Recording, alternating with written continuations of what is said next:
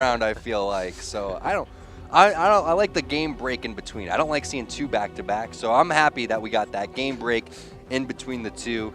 The better Coliseum team maybe going to win this series, maybe not, but we do have some new faces popping up in here. Jam I Am, haven't seen him in the Legendary Cups on stream, I believe. Maybe one of them, but definitely a solid player. Cool dude as well. Glad to see him here, and we're kicking this one off with him. Yeah, and I just realized, I believe a few months back, Jam sent me an email that did not respond to you yet. So, Jam, if you watch this replay, I'm sorry, and I need to get back to that email. You ever see I'm that? a little behind. You ever hear that song, Stan? Eminem? Come on, Dave. Don't be that guy, man. You're hurting my feelings. You don't respond to my messages or texts either, so. Yeah, right. Don't. It's all right, Jam I Am. Don't worry. I didn't even know Dave was in town this weekend. He didn't even hit me up, so that's how close we are now. I can be pretty scummy when it comes to replying to texts and such. Sometimes I need to step up my game. It's all good. Anyway, flag being ran and already capped here coming in from Gosu crew. And that reminds me, I know who's on this team. It's Brainstorm, it's Tech9, you have Triton as well. And I believe we're kind of debating who we think this is. We think that this is Chaser's new tag, but it could be someone new with the most difficult gamer tag to ever pronounce for a caster. Yeah, we're just assuming it's Chaser because we see the Ian player name tag. And not many Ians out there. Yeah, not many Ians, but Enable. that was also pronounced Chaser. very much so for Chaser before. So it was like, all right, like he made himself just make his gamer tag Ian. Yeah. Might as well. Why not? Chaser was a good tag too, though. Definitely thought that was a solid one. We'll see just by the way he plays. I mean, he does have a pretty unique play style and kind of looks like the way that he's moving around right now. So I'm gonna put my money that this is Chaser, and he's no such good stranger. shots right he's there. No stranger to Legendary Cups and also playing at a pretty high level in Halo 5. Hasn't been able to put together a complete tournament run quite yet, but still waiting for that breakthrough performance. Have seen the flashes of brilliance though coming out in a 2-0 lead. This is definitely looking ugly here to start for Olympus. Gosu giving them the business.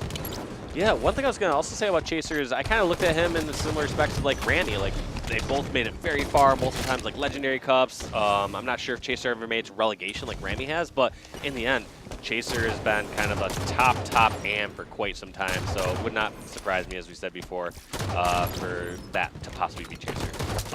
Long one, I've heard the name Druk before, but I'm also seeing that. Is it Druk? I don't know. I'm not sure. No idea. If you add, an N in there, he'd be drunk, so you never want to have a drunk teammate. So, you got to be worried, though, right now for Olympus, because 2-0 to start, that is not good. And you're also going, again, like you said, Dave, against some pretty high-caliber players.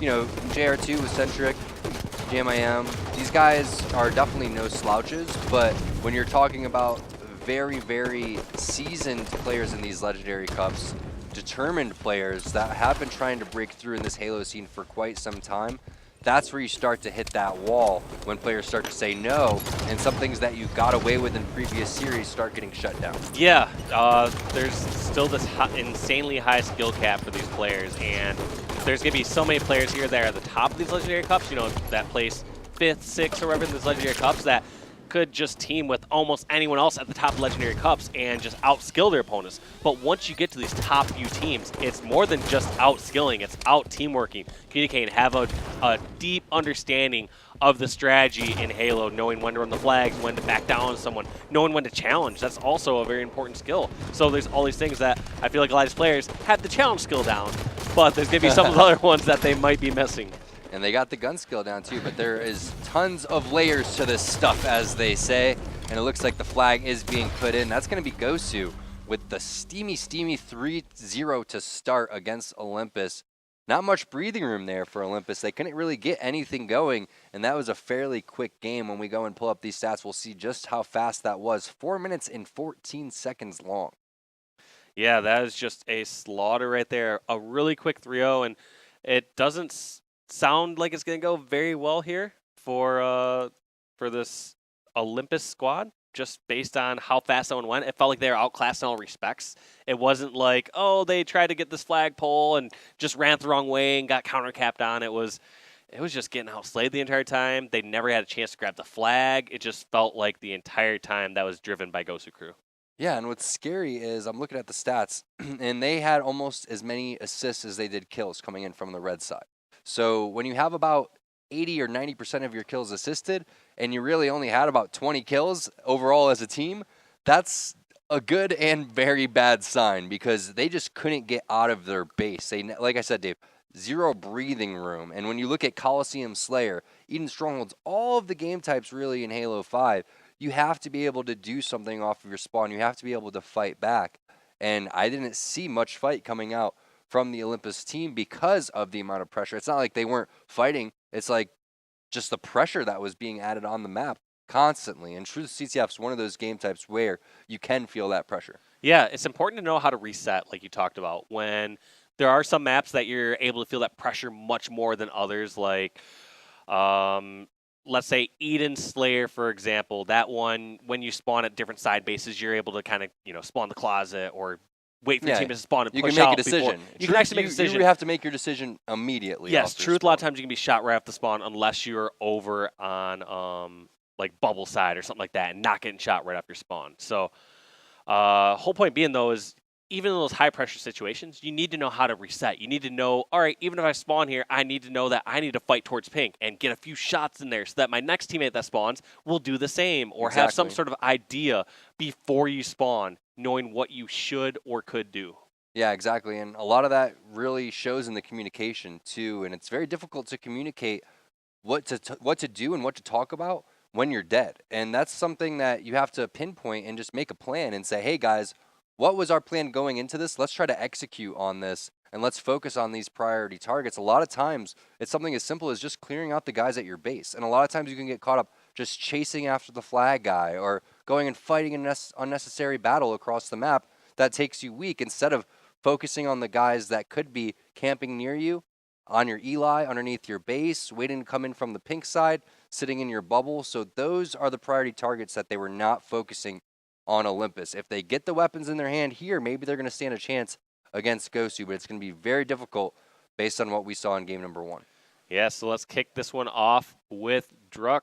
See where he's going to push on towards, looking like he tried to get that grenade towards opposite maze, and I don't disagree with this flank. Look at this. Most players are over towards their side, top sniper bridge, just waiting to chuck grenades over the opposite BR, but right there, Druk completely got the flank there. Did not execute perfectly, did not get like the back smack or the kill exactly, but still was such a great flank right off the start. Or anything, Yep, either way, it was a great route. It's a thought that counts. It's a thought that counts, But you got to give it to Brainstorm, really, who shut that down because he was the guy over towards the pyramid that took the high angle. And that's one of the things is you can't be scared to go pyramid over in Coliseum. You have to be comfortable with sitting on the edge of the map, being able to clamor, auto-stabilize, thrust, all those things without falling off, and landing your shots, being sneaky, so key on that snipe side of the map. So we're going to see if they're going to be able to build on this. Already with Truth CTF in their back pocket, looking to add more hurting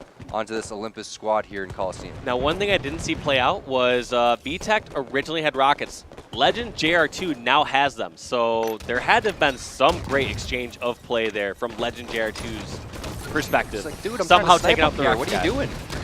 Come on, man, you just gave up my position. That's something that'll tilt the entire team. That is rough when you're trying to be sneaky and that other person just starts sprinting. You're on radar and then you're crouching off radar and the guy like sprint thrusts past you. Like, where are they?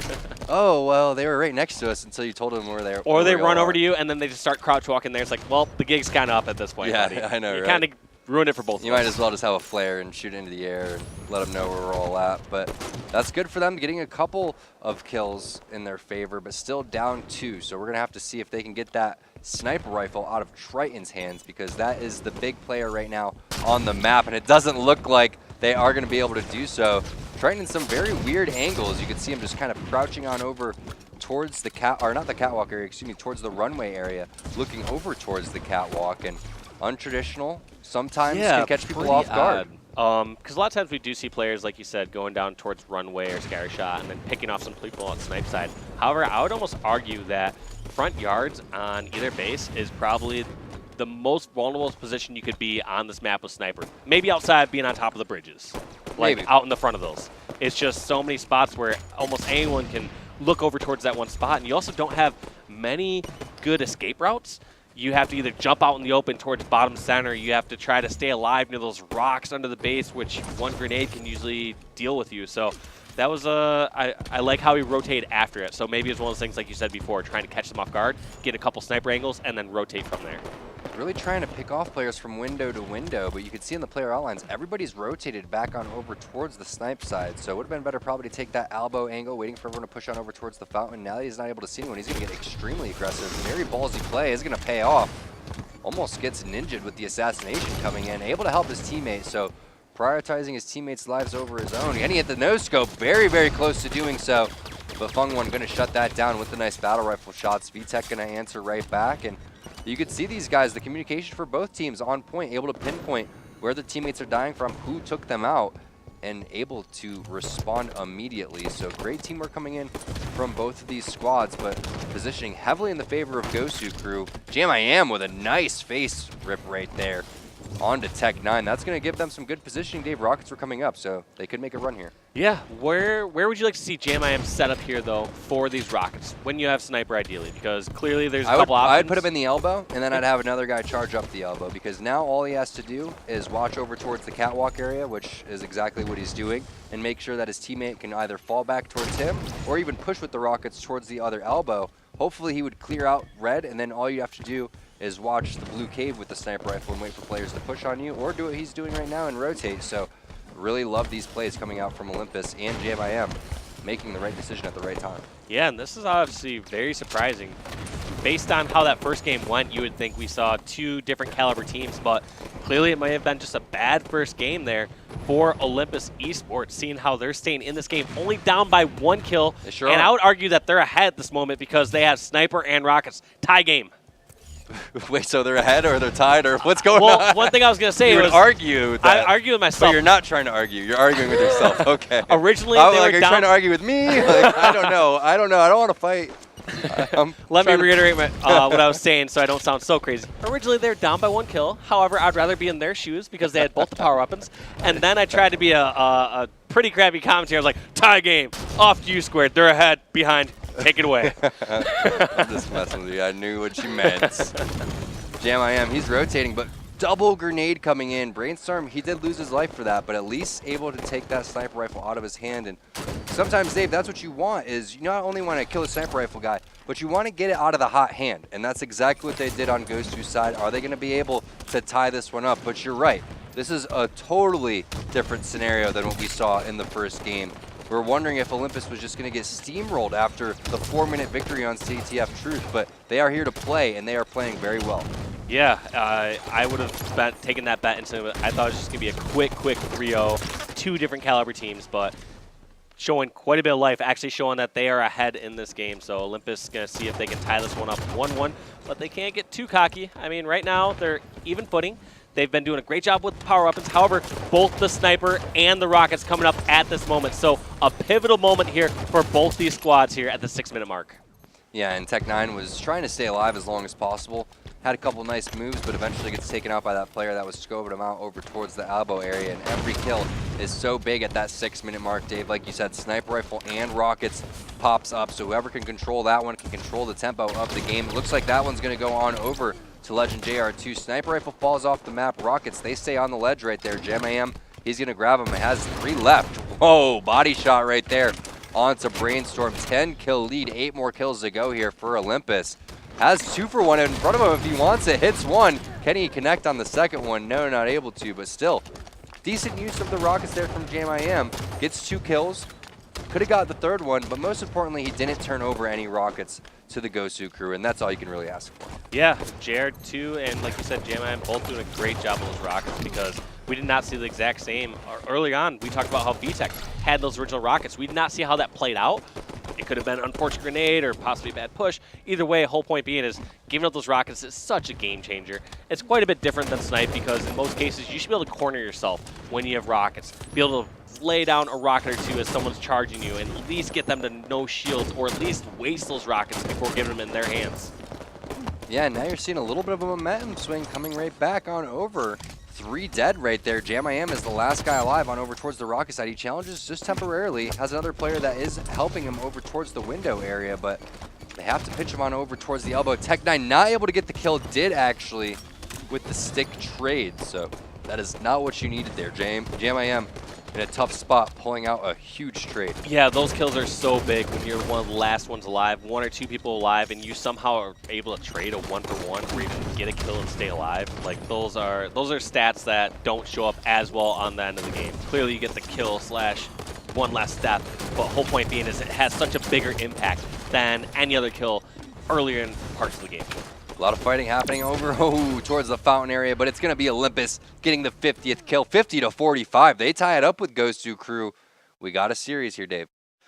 I am very pleased for that because at first I was thinking, like we thought it was just going to be a slaughter based on game number 1, but Gosu crew, I'm wondering if they either started off slow or if they are not nearly as strong in objective games. We might find that out they have a lot of game assists. number 3. I mean, not a lot of assists, but more assists, obviously, coming in. I mean, the score was only a 5-kill differential, so you could see a substantial difference in assists. But keep in mind, they had a lot of assists in the previous game, too. About 85-90% of their kills were assisted, even though they got heavily outslayed. So the teamwork and communication seems to be there as we move into Eden Strongholds. They're playing from the red side as well, so should have the advantage going on over towards the overshield. But we're going to see, because the objective game, they really struggled in game number 1. This is another objective game, even though it is Strongholds, completely different than CTF. Obviously on Eden, completely different than Truth as well. But they can obviously hang in Slayer.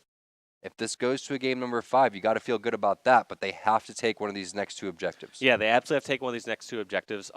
One thing that's nice about Eden Strongholds, though, is you can have that breathing room. You can, if you have all 4 go down, you should be able to spawn, be able to move, wait for your teammates. However, Strongholds can also be one of those pressuring situations because as soon as you spawn, you feel like you have to be doing something. You got to choose the right way. You have to choose the right way. You need to wait for teammates, and sometimes that's really tough. If I had a teammate that just died and I just spawned, in some cases I almost don't want to wait those 8 to 10 seconds. It feels like forever waiting that long. And sometimes that's where you start to get in those cyclical times where one person just dies as the other one spawns and you never get all 4 alive. So we're going to have to see if they can keep that sort of patience if they get put on the back foot. All right, so we're going to get this one underway here soon. It's going to be 1-1 Gosu crew taking on Olympus. I think I switched to the wrong team as they were starting this game. Oh, no. I was told to switch to Observer, and then I started to go towards Magenta, I think is why I ended on. So Okay. We're going to get this one restarted here. I am now an Observer, though. Here we go. Almost There's going to be we're going to start this game. There's going to be a Magenta Dave Walsh running around. I'm going to try to get one of the strongholds. Yeah, again, it's going to what? There's a Magenta stronghold? How did this happen? Dave with the solo cap. I'll commentate while he plays. No, before this started, he was actually playing the new railgun game type where you I think it's called Rock and Rail. Rock and Rail. It looked like a lot of fun. It was pretty fun. You were rock and railing. I was mainly railing though. Yeah, you were doing some pretty good shots. I was impressed, but let's see what these guys can do. Who did you like out of seeing from both of these teams from the previous one? I like JMIM's movement with the sniper rifle. I thought that was really great. And on the other side, I thought that VTech was doing a really good job as well, kind of prioritizing in the way that he was looking around. So we're going to see who's going to be the MVP of this series overall. But I got my eye on those 2 guys. Obviously also Chaser, if that is Chaser, assuming that is, has having a pretty solid series as well. So I can't wait to see how this one goes because this is very big for these guys. Again, this is not the largest stage these guys have played on, but these are definitely statement games for them as they try to make their way up on into the ranks and get themselves that legendary cup win eventually. These guys desperately try to pick up those points. Getting that extra cash will always help as well. Keep in mind, I believe top 6 getting paid out. So every time that you move up, you're getting that extra money in your pocket. Yeah, let's kick things off with VTech. You talked about you liking his movement, like his overall playstyle. Look at this, cutting off that initial OS grab, going for this player insecurity. Able to run away though. So we're going to see if VTech tries to hunt this down because you do not want to let that player live when they got that camo. Yeah, and it's interesting to see what he wants to do here because you could either try to get the trade of kills or you can go directly for the camo guy and go from there. And he's kind of trapped between both decisions, couldn't really make up his mind and just tried to stay alive with his life overall. Probably could have eventually went for a trade there, but either way, Brainstorm, he did pick up rockets, he did pick up overshield, so that's a great sign to start. Didn't get the stronghold and it gets reset. So not the execution that he was looking for. And JMIM, who we saw off that initial spawn, wanted that overshield, but got taken out by VTech. Now trying to fight for this highly, highly contested red nest. Yeah, that was a tough situation Brainstorm put himself in, because going towards red nest when you have rockets, if you can fight that person red nest, yeah, that's a great engagement you want to fight. But as soon as the opposing team has players over on catwalk or different angles, you almost need to just concede red nest. You need to let one of your other teammates grab it. Stay alive with those rockets. You can almost ensure the opposing team cannot grab red nest while you have rockets nearby. You do not need to do all the work and try to cap it yourself as well. Fung1, are you kidding me? He's on a wingman and he's already picked up a couple of kills just in a minute and a half. So this is a great start for him, locking down the security side. I love the bait and switch coming in, but they knew GMIM was over there in the corner. That's going to be, we believe it's going to be Ian. We're just going to call him Ian overall, taking down GMIM. And now they're going to rotate on over towards the catwalk. It's going to be up to Drunk to try to do something over here. Can he get it done? No. Too many players coming in for Gosu crew. Triple cap in effect, but it does get stopped just a little bit. They have Blue Ben, they have the red nest. They want to try to get that catwalk. Catwalk definitely the most important stronghold to give. So now what they're going to do is, now that they have the height advantage and the catwalk, push on over towards the Blue Ben. They capture that, and now they're going to look for a triple cap of their own. Rockets popped up, overshield and camo, and that's why you're seeing Triton taking this angle and posturing towards the camo area, but also still helping his teammates try to pick up the overshield. And always at the back of his mind, though, is keeping this security, keep it inside. He ends up getting flanked / back smash by Fung1, but Triton that entire time was always reverting back towards security, worrying about catwalk. He realized it's the best stronghold on the map. Looks like he rotated out a little too far a couple times, or that was a great flank by Fung1. But either way, he still had that in his mind. He never realized or never thought that he was going to push outside to help his teammates with getting red nest or getting blue bend. That was our strategy the whole time, is keep somebody over near security. Great move there from Ian. He was able to stay in the strongholds, thrust away from the grenade, and doesn't even waste a rocket throughout all that. 4 dead there for Olympus eSports. Where's the push coming in from Gosu? You see them capturing Blue Ben. They're also chucking a couple grenades on over towards the catwalk. That rocket doesn't connect. I believe it goes through the stairs. Very, very unfortunate right there for Ian. That should have connected. You saw him turn away. He thought that was a guaranteed kill. I wish he would have looked so he would have saw where it went, but most likely the stairs ate that. Yeah, I'm not sure where that one exactly went, because it looked like it was pretty on point to me, but yeah, we will find out about that later. I'm sure he'll tweet about it later if he has a Twitter. Grab that third person mode. Yep.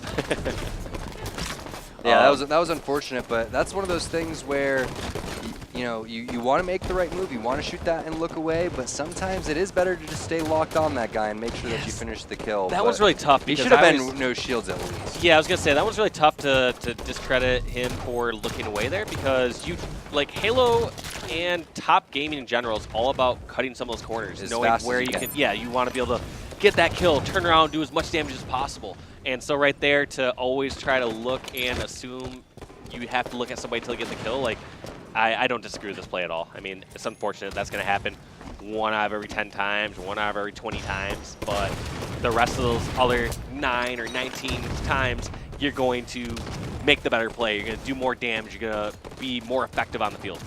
He's also able to get the overshield, so that's going to be a great position for Gosu crew as they continue to have this triple cap. And you have to be worried if you're Olympus, because you had a triple cap of your own, and now your triple cap doesn't last, and the other team has a triple cap, and they are not letting up, and they've cycled the power-ups and power weapons. So very, very delicate time here for Olympus. They need to make the right decisions. They need to capture a stronghold and stop this bleeding immediately. Looks like they go over towards the catwalk, so that's a great start. Now they're going to have to help on over towards this red nest area, which is a very easy spot to grenade, so Eccentric going to have to be very careful. I like this play from Eccentric, though. Great positioning. He eventually was taken down and got reset. Wow. But I love that positioning. He sat in that back corner, was able to dodge that first grenade. Even though he took the hit from the second grenade, was hiding behind that stronghold post. Just great positioning overall. You can see that's why you want to get this catwalk, so you can have the height advantage, but that's why red nest is so tough. You can bank those grenades. The reset coming in over towards Blue Ben, that's going to be good for Gosu crew. Now the rotation going to happen back on over towards the catwalk. Fung1, he's had a great game so far. Started off with the wingman, had the great flank on over towards security. It's going to be up to him to try and put the pressure on outside right now. I want to see him rotate on over towards Blue Ben, but his teammates are dying, and now he's going to have to slow play this one. And even if he does go blue bend, he's by himself. So not in a good position right now, trying to anchor, but there's only so much damage you could do from this spot. Yeah, that's a little frustrating. It's got to be frustrating from Fung One's perspective because he's got that triple kill and did not see his team get control of Catwalk immediately. But I do like how he reverted back over towards Red Nest, wanted to give an extra gun towards Catwalk instead of just trying to do 2 separate objectives. Right there, had he pushed towards blue bend, he could have put his team in, he basically would have put his team in 2 different positions, both individually fighting over Catwalk or individually fighting over blue bend. So in this case, he decided to revert back and focus all the attention on Catwalk. So unfortunately, they were all taken out. They did not get control of Catwalk, did not get any sort of presence on the map, and now we're seeing Gosu crew just kind of walk away with this one. That's the most important part, Dave. No presence on the map, and that's what he was kind of doing after he got the triple kill, just kind of floating around and not really making a decision. Your team already has Red Nest. You don't necessarily have to protect it. You need to start getting aggressive and pushing towards that triple cap, making his way over towards blue bend, or at least setting up for the rockets. So just not enough done coming in from Olympus. And Gosu crew, they're going to take the advantages whenever they are present. They are going to take that one in very dominating fashion, and it makes me wonder, does this Olympus squad struggle with the objective game types? They really look solid on that Slayer, but when it comes to being able to have a coordinated push, it didn't seem like they were able to keep their strongholds long enough and then never able to break that setup from Gosu crew. Yeah, I'm absolutely seeing struggle in objective games from them right now. Both the game scores were dominating in favor of Gosu crew. I don't know exactly what part of Olympus's game that they're struggling with, though, because it's not like they're just losing all the individual gunfights. I almost feel like the objective pressure is maybe getting to them. Maybe in certain cases when they would like to take their time a bit more, or when they should maybe push a little bit faster on objective, they aren't doing the correct move. So I'm going to try to pay attention to that a bit more here on this Coliseum CTF game and see if we're seeing common mistakes here from Olympus, if they continually always, get people down and don't push fast enough, or maybe they push out a little too fast for fear of being down a flag cap. So we'll have to see what they do here on Olympus' squad. Yeah, that's exactly right. I think that they were doing the first part of what you were saying, or just a little bit too slow to go out and push out. So we're going to switch on over to Observer, and then we're going to get this one underway. Game number 4, Coliseum. So Coliseum Slayer went in their favor. They're not able to connect on the objectives. Maybe they can kind of take some of that confidence from that first game when they were able to control those weapons so well, especially Jam with that sniper rifle. And you got to give it also to, I believe it was JR2, who had the rocket plays in Coliseum 2. So they were able to get the weapons out of their hands, out of Gosu Crew's hands. That's something that they weren't able to do in Eden. So maybe it's just their map. We'll see if it comes down to it, or maybe it is just the objective struggles. A lot going to be answered. All of these questions are going to be answered here in this next game. Yep, here on Coliseum CTF. So off the start, I know you're a big starting strategy fan, Squared. Where are you going here? Where do I go? Or yeah. where would you recommend? Where's everybody go? Are you doing like a 2-2 split? I like to go for the Rockets. I personally like going for the Rockets. Before, I would always love to flood grass and try to make my way up there. But you can't go wrong with going Pyramid. You can't go wrong with going Rockets.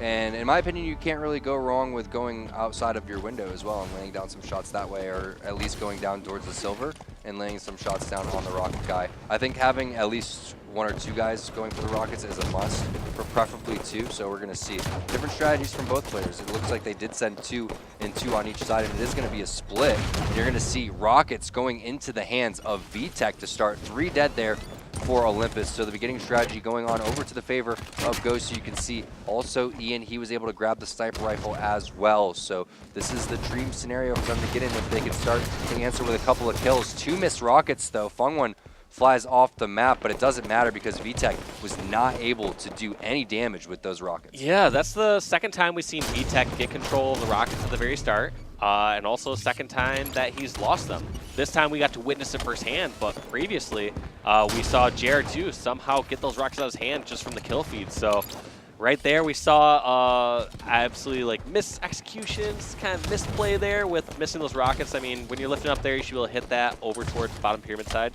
It's not like an easy shot by any means. You're probably not going to get the kill against a good player, but at the same time it should be a shot.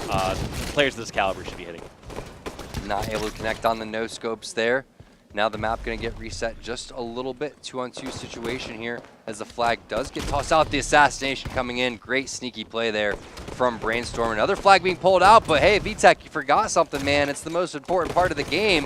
It's the flag sitting inside of the window. Very unfortunate for them. They do come back and grab that one. Is this going to be past the 50-yard line? It looks like it is. A nice no-scope coming in from Brainstorm. Again, I love the positioning that he's taking. And you know what, Dave? He's not staying in the same spot. He gets one kill, rotates to another spot, and they have no idea that he's in the cave now. He's been super sneaky. I mean, it all started with the earlier back smack as well when they got that initial pull. So he's doing it all, not only just getting all these slays, being sneaky across the map, he's pulling the flag, bringing that towards bottom center.